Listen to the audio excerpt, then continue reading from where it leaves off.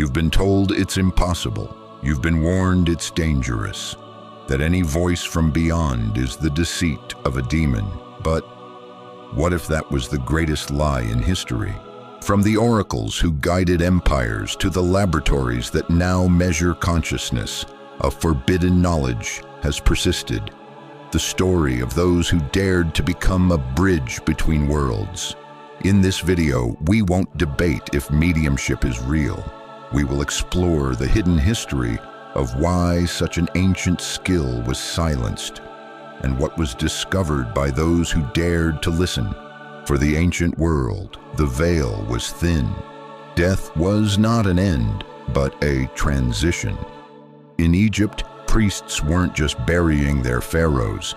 They were cosmic guides, ensuring the souls Ka and Ba arrived safely in the field of reeds. Their rituals were a spiritual technology. In Greece, power lay not in armies, but in the whispers of a woman in a temple. The Pythia of Delphi, a human channel through which a divine consciousness spoke, decided the fate of nations. Kings did not consult. They begged, and on the vast steppes and in the deep jungles, shamans didn't just speak with the spirits, they became the spirits. They danced between worlds to bring healing, to find the hunt, to maintain balance. Because for them, the echo of the ancestors wasn't a mystery.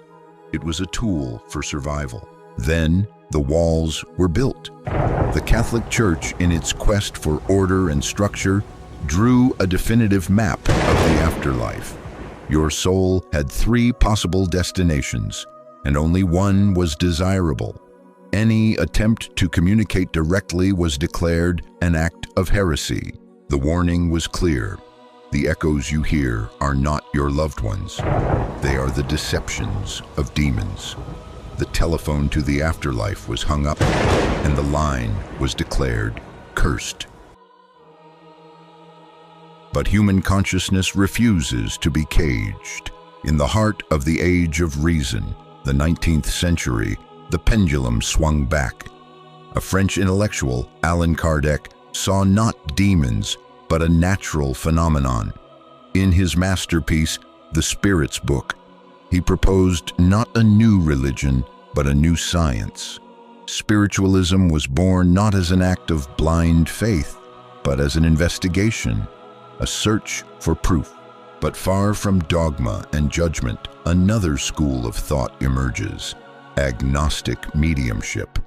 Here, the afterlife is not a battlefield, but a place of serenity. The communication seeks not to guide, but to validate. Proof is offered. Answers to questions that only they could know. Shared memories that defy all logical explanation. The goal is not salvation, but solace. It offers families a profound relief. The certainty that their loved one has not only survived, but is happy, and that the thread that bound them was never broken. But there is another school, one that sees the afterlife not as a peaceful home, but as a spiritual battlefield.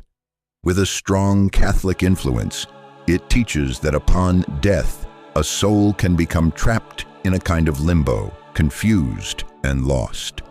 Here, the medium is not a communicator, but a beacon, a guide requested by the living to help that soul find its way towards the light. It's a race against the darkness, to prevent the spirit from attaching itself to a living being or becoming lost forever, often with the help of divine protectors like the Archangel Michael, because in this view the stakes are eternal, the glory of heaven, or the terror of a hell of flames and suffering for unredeemed sins. So which is it? A peaceful continuation or a perilous journey? Throughout history, we have changed the tools, but never the search. We have built walls and torn them down. We have feared the echoes and yearned for them. But perhaps we've been looking in the wrong direction all along. Perhaps mediumship isn't about speaking with the dead. Perhaps it's the ability to listen to the part of ourselves that never dies. The echo of eternity doesn't come from without. It resonates in the silence of our own being. The question isn't whether you can hear it, but whether you dare to listen.